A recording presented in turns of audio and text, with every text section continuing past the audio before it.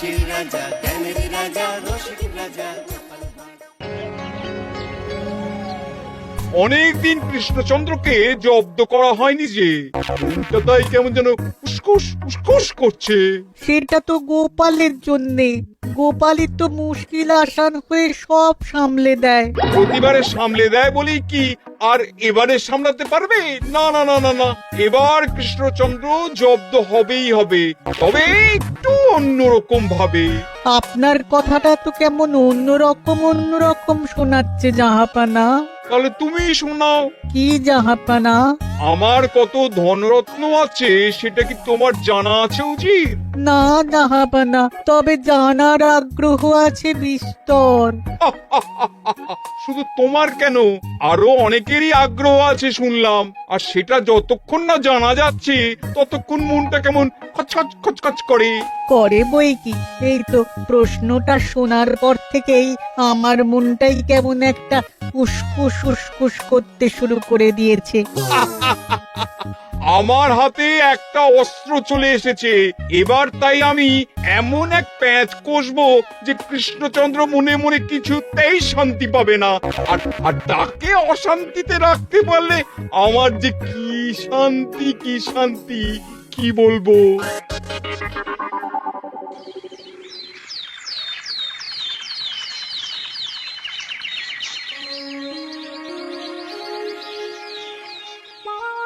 কি যে বলি, মানে এমন আমন্ত্রণ পেলে তো আর না বলা যায় না। যে আমন্ত্রণ পত্র পেয়ে আপনি এত উল্লসিত আনন্দিত, সেই আমন্ত্রণ পত্র কার মহারাজ? আমার অনুমান এই পত্র নিশ্চয়ই নবাবের। তোমার অনুমান একেবারে সঠিক রাজ্যতীষী। উমা, তাই বুঝি আপনি এত খুশি? সব দেখে শুনে আমারও তো খুব আগ্রহ জাগছে। সে তো জাগবেই, তবে আগে ভাগেই বলে না দিয়ে আমি দেখছি কার কেমন সব চিন্তা ভাবনা মাথায় আসে। খবর তো একটা আছেই মহারাজ, তবে কথাতেই আছে না, যত হাসি তত কান্না, তাই ভালোর বদলে খারাপটাই মনে আসছে যে বেশি করে। বোঝো ঠেলা, সবকিছুতেই খালি ঘেঁটে দেওয়া। সত্যি গোপাল, আজকাল যেন সবাইতেই তুমি নেতিবাচক কথা বলো। এটাই তো গোপালের স্বভাব মহারাজ। সে যাই হোক, গোপালের অকর্মণ্যতা টের পেয়েই বোধ হয় নবাব শুধু আমাকে আর মন্ত্রীকে মুর্শিদাবাদে যাওয়ার নিমন্ত্রণ করেছেন। বেশ তো, ঘুরে আসুন না তবে, শুভস্য শীঘ্রম। তবে দরকার পড়লে এই ভাঙা কুলো গোপালকেই দরকারে লাগবে, কথাটা যেন খেয়াল থাকে মন্ত্রী মশাই।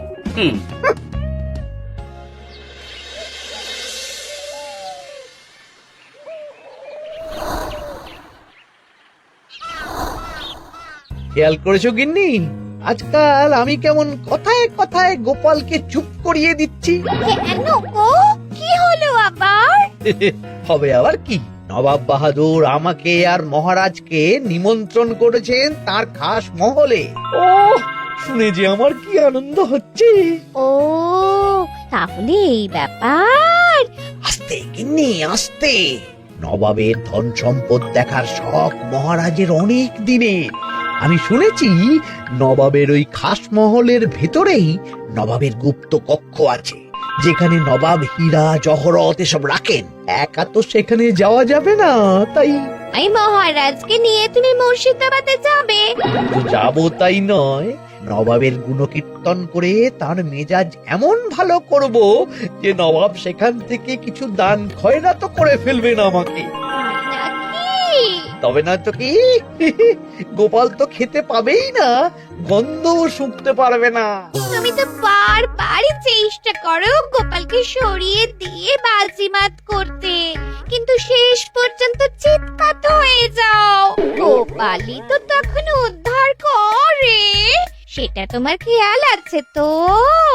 আমার মাঝে মাঝে সন্দেহ হয় গিন্নি, তুমি তলায় তলায় দল বদল করে গোপালের দলে চলে যাওনি তো?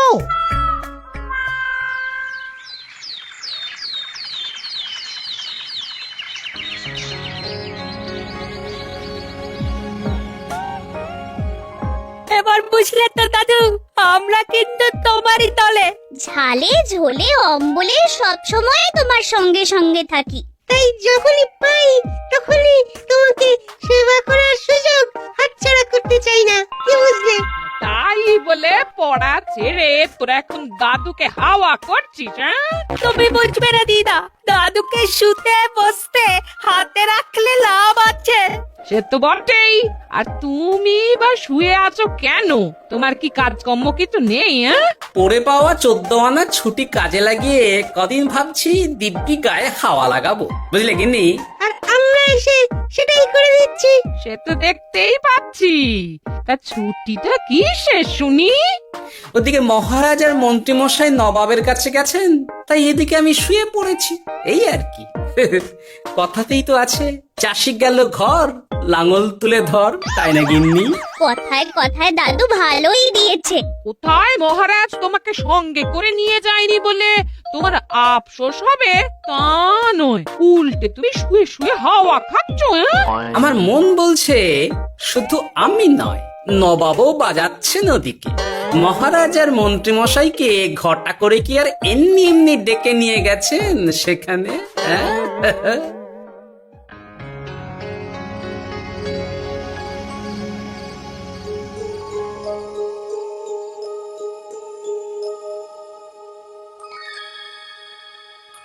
ডেকে নিয়ে এসে নবাব যে ঠিক কি করতে চাইছেন সেটাই তো বুঝতে পারছি না।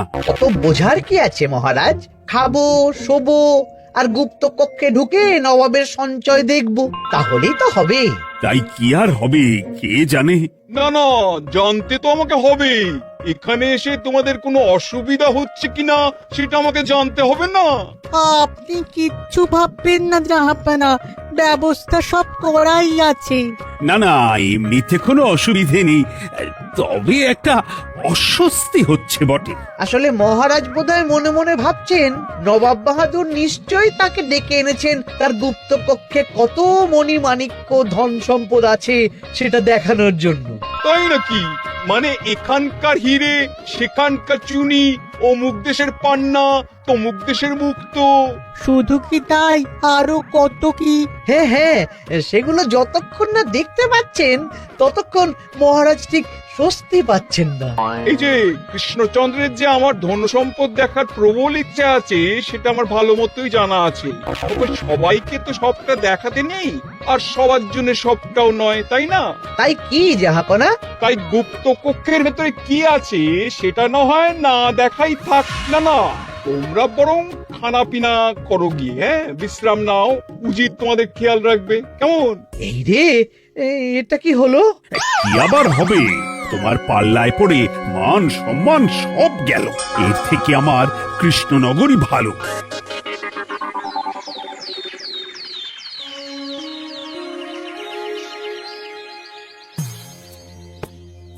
মুর্শিদাবাদ থেকে ফিরে আসার পর থেকেই কেমন থমথমে মুখ করে বসে আছেন মহারাজ। ব্যাপারটা কি? হাতির যত্ন কেমন হলো মহারাজ? কোনো ত্রুটি ছিল নাকি? না না, তেমন কিছু নয়। তবে যে উদ্দেশ্যে নবাবের কাছে যাওয়া সেটাই তো সফল হলো না। গুপ্ত কক্ষে ঠিক কি কি ছিল সেটাই তো জানা হলো না, তাই না মহারাজ? উদ্দেশ্যটা আসলে কার ছিল সেটা আমি এখন ঠিক বুঝতে পারছি। তোমাকে আর সাফাই দিতে হবে না। সেই বুঝবেন, তবে দেরিতে বুঝবেন। কি আর করা যাবে, ফলে যা হওয়ার তাই হবে। না না, তাই বলে নবাব যেভাবে তার গুপ্ত কক্ষে ঢুকতে না দিয়ে আমাকে অপমান করেছেন সেটা আমি মোটেই মেনে নিতে পারছি না। মহারাজের এই অপমানের শোধ তুলতে পারে একমাত্র গোপাল, আমি নিশ্চিত। ঠিক বলেছেন, গোপাল যদি দেয় কোনো চাল তাহলেই নবাব হবেন নাকাল। না না, এর মধ্যে গোপালের ঢোকার কোনো দরকার নেই। এটা মহারাজ আর নবাবের ব্যাপার। তুমি চুপ করো। কে কোথায় ঢুকবে সেটা আমায় দেখতে দাও। এখানে আর দেখার কি আছে মহারাজ? নবাবের মুখের ওপর তো আর কিছু বলা যাবে না। তুমি বলো গোপাল, সুযোগ পেলে তুমি নবাবকে পাল্টা শিক্ষা দিতে পারবে কিনা? সুযোগ পাওয়া যায় না মহারাজ, সুযোগ তৈরি করে নিতে হয়। তাই আমি সুযোগ তৈরিও করব আর তার সদ্ব্যবহার করব।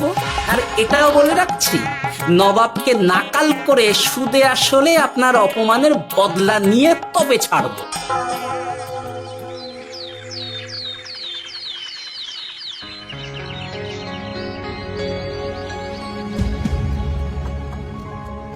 কি হলো জাহাপানা? আপনি যেমনটা চেয়েছিলেন তেমনটাই তো হলো।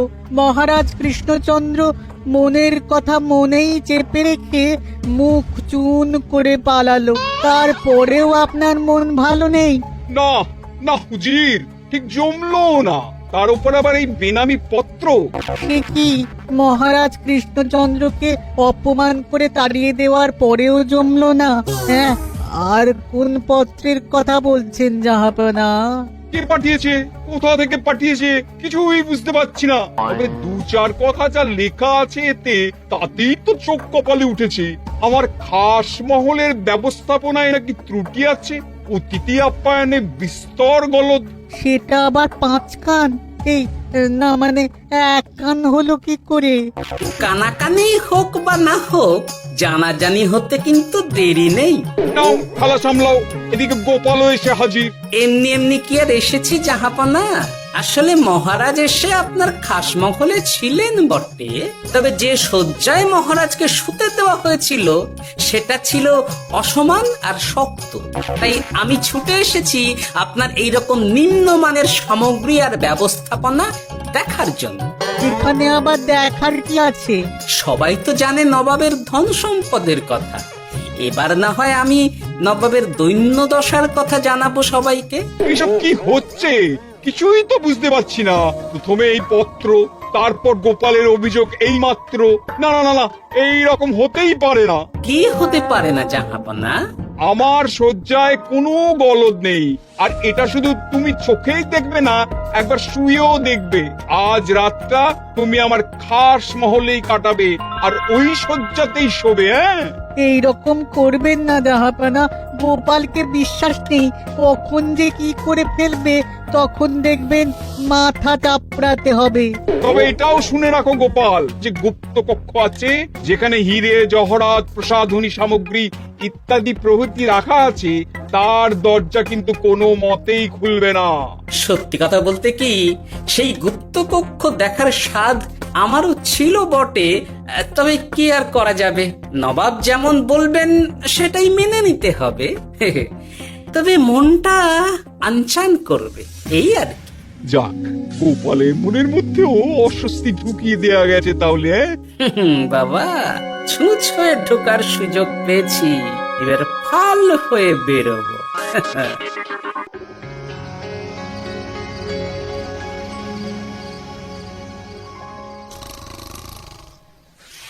আপনি কিচ্ছু ভাববেন না জাহাপানা, গোপালকে আমি চোখে চোখেই রেখেছি।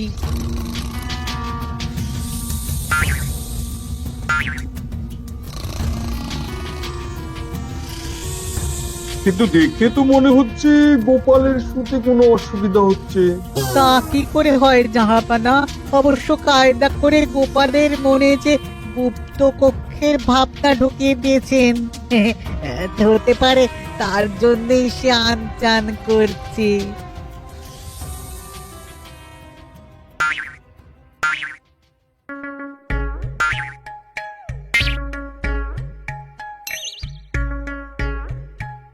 ওই দেখো, গোপাল হঠাৎ কি শুরু করেছে।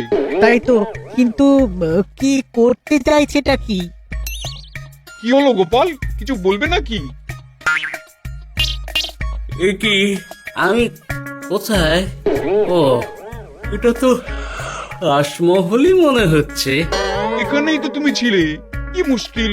আচ্ছা, তোমার অসুবিধাটা ঠিক কোথায় হচ্ছে বলো তো? না না, শুতে তেমন কোনো অসুবিধা বোঝার আগেই তো অন্য অসুবিধে শুরু হয়ে গেল। আসলে সত্যি সত্যি তো আর গুপ্ত কক্ষে ঢুকতে পারিনি, তাই স্বপ্নে ঢুকেছিলাম মনে হলো। তারপর সেখানে ঢুকেই দেখতে পেলাম বস্তা বস্তা ধনরত্ন। আমি তো সেই বস্তার ভেতরে হাত ঢুকিয়ে সেগুলোকেই তো হাত দিয়ে তুলছিলাম। এবার তো বুঝতে পেরেছো যে তুমি স্বপ্ন দেখছিলে। এবার ঠিকঠাক ঘুমো তাহলে।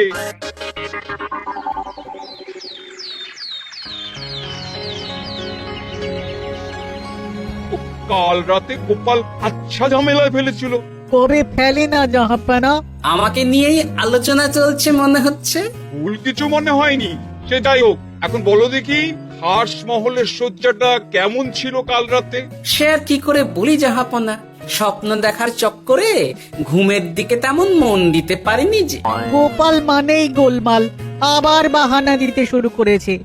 তাই বলছিলাম কি, আর এক রাত না ঘুমোলে ঠিক মতো বলতে পারবো না। বেশ তো, আর এক রাত থাকো না হয়, তবে আমারও একটা শর্ত আছে। আগের রাতে তুমি স্বপ্নের ঘোরে যা কাণ্ড ঘটিয়েছো না, তাতে জাহাপানা খুব বিরক্ত, বুঝতে পারছো নিশ্চয়ই। বুঝেছি তো, তবে যে কোনো শর্তেই আমি খাস মহলে শুতে রাজি।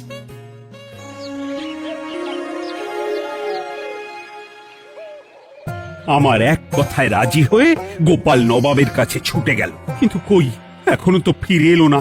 এমনও তো হতে পারে মহারাজ যে নবাব গোপালকে আটকে রেখেছেন। হ্যাঁ, কেন? গোপাল তো দাবি করে যে সে তার বুদ্ধির জোরে যে কোনো বাধা বিপত্তি থেকে বেরিয়ে আসতে পারে। এবার তাহলে ফেঁসে গেল কি করে? না না, গোপালের কোনো বিপদ হবে না, দেখবেন গোপাল এবারেও ঠিক বেরিয়ে আসবে। হ্যাঁ, গোপাল আসবে হেসে হেসে, মহারাজ দেখবেন বসে বসে। আমার ধারণা কিন্তু যে কোনো শর্তেই নবাব গোপালকে শায়েস্তা করেই ছাড়বেন। গোপাল যখন নিজে থেকে নবাবকে খোঁচাতে গেছে, তখন আঁচড় তো খেতেই হবে। কে জানে নবাব আবার গোপালকে কিভাবে জব্দ করছেন, কি জানি।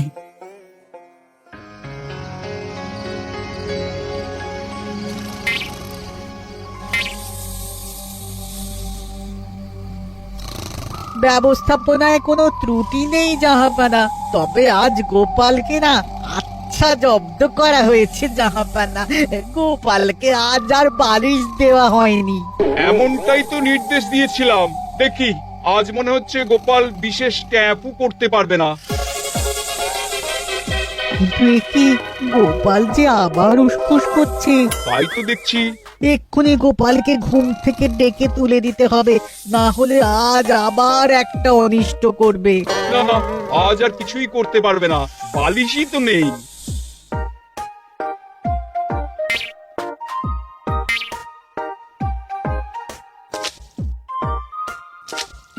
এ কি, গোপাল তো আবার শুরু করে দিয়েছে। ধরো ধরো ধরো, এক্ষুনি ধরো ওকে। আরে ওঠো ওঠো, জেগে ওঠো গোপাল। আরে হচ্ছেটা কি? আজ আবার তোমার কি হলো? এ হে, আজ আবার একটা গন্ডগোল করেছি মনে হচ্ছে। গন্ডগোল বলে গন্ডগোল, জল ছড়িয়ে কি অবস্থা করেছো দেখো। আমার কোনো দোষ নেই, কিন্তু সেই আবার গুপ্ত কক্ষের স্বপ্ন এলো আর গোলমাল হয়ে গেল। আজ আবার কেমন স্বপ্ন এলো? গুপ্ত কক্ষের যেদিকে আরব আর পারস্য দেশের আতরের সম্ভার ছিল, স্বপ্নে সেই দিকে ঘুরছিলাম আজ।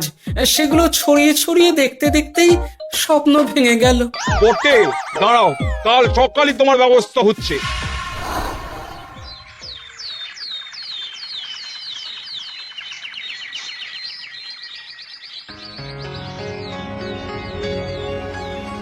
গোপালের বিদায় করার ব্যবস্থা পাকা হয়েছে তো উজির? কি যে বলেন জাহাপানা, আপনি কিছু করতে বললে আমি কি সেই কাজ ফেলে রাখি নাকি? কি ব্যবস্থা করলে শুনি? তোমার তো আবার 18 মাসে বছর। এবারে আর সেটা বলতে পারবেন না। ঘোড়ার পিঠে চেপে এতক্ষণে হয়তো গোপাল কৃষ্ণনগরে পৌঁছেও গেছে। যাক, আপদ বিদেয় হয়েছে তাহলে। সর্বনাশ হয়ে গেছে জাহাপানা। আবার কি হলো? গোপাল তো ওই খাসমহল ছেড়ে যায়নি, উল্টে কোথা থেকে একটা ওই ঢেড়া জোগাড় করে এনে ওই সবকিছু ঘেঁটে দেওয়ার চেষ্টা করছে। বছর ঠেলা, এবারে নবাবই দেখুক কি করে সামলাবে।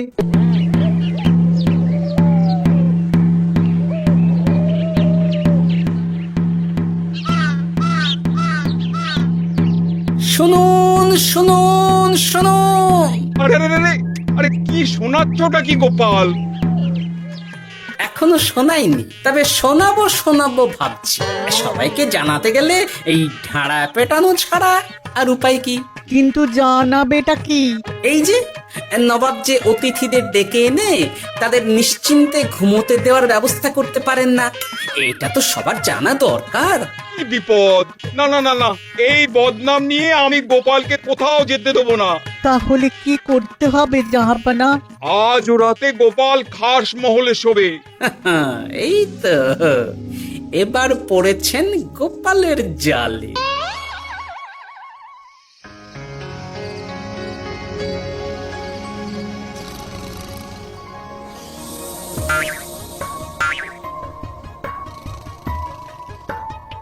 আজ গোপাল নিশ্চিন্তে ঘুমোবে, স্বপ্ন অস্বস্তি হওয়ার মতন কিছুই হবে না আজ। গোপালকে ভরসা নেই জাহাপানা, কখন যে কি করে ফেলে বলা তো যায় না। না না, আমি নিশ্চিত আজ আর কিছুই হবে না।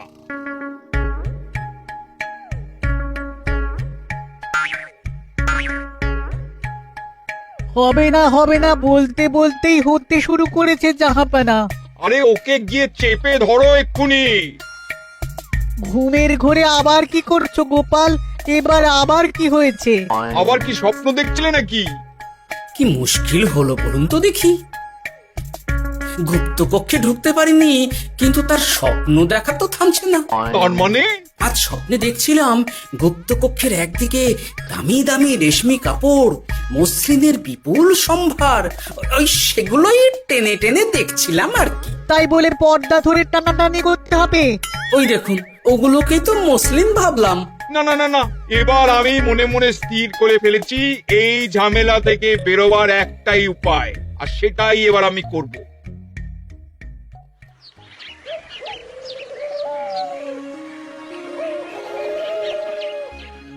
গোপালের ফিরতে কিন্তু এবার সত্যি দেরি হচ্ছে। দেখুন, হয়তো গোপাল বেশি বাহাদুরি দেখাতে গিয়ে ফেসে গেছে। হেসে নয়, এই যে কেমন হেসে হেসে এসেছি দেখুন। এই তো গোপাল ফিরে এসেছে। শুধু ফিরেই আসেনি, তার সঙ্গে আরেকটা সুসংবাদও নিয়ে এসেছি। হ্যাঁ, সেটা আবার কি? আমার প্যাঁচে পড়ে নবাব শেষ পর্যন্ত বাধ্য হয়েছেন গুপ্তকক্ষ খুলে দিতে, সঙ্গে কিছু উপঢৌকনও দিয়েছেন। ব্যাপারটা ঠিক কেমন করে কি হলো বলো দেখি। বলছি মহারাজ, নবাব বাহাদুর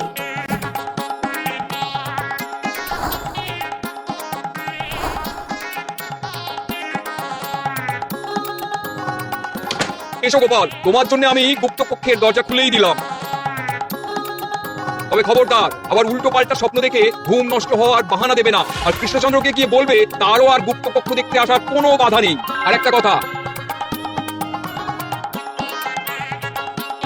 এইসব নিয়ে খুশি থাকো, তবে নবাবের খাস মহলের নিন্দে করে আবার ঢেঁড়া পিটিও না যেন। এমনিতেই সেই অভিযোগপত্র নিয়ে নবাব বাহাদুর চিন্তিত। সেই চিন্তা ঝেড়ে ফেলুন চাহাপনা, কারণ ওটা আমারই দুষ্ট বুদ্ধির ফল। অবস্থা বুঝে ওই ব্যবস্থা আমিই নিয়েছিলাম। আগে হ্যাঁ। সাবাস গোপাল, তুমি তাহলে শেষমেশ যে কোনো উপায়ে নবাবকে মাথা নোয়াতে বাধ্য করলে। আপনাকে কেউ অসম্মান করলে আমি যে নিজেকে সামলে রাখতে পারি না মহারাজ। সত্যি গোপাল, তোমার তুলনা হয় না।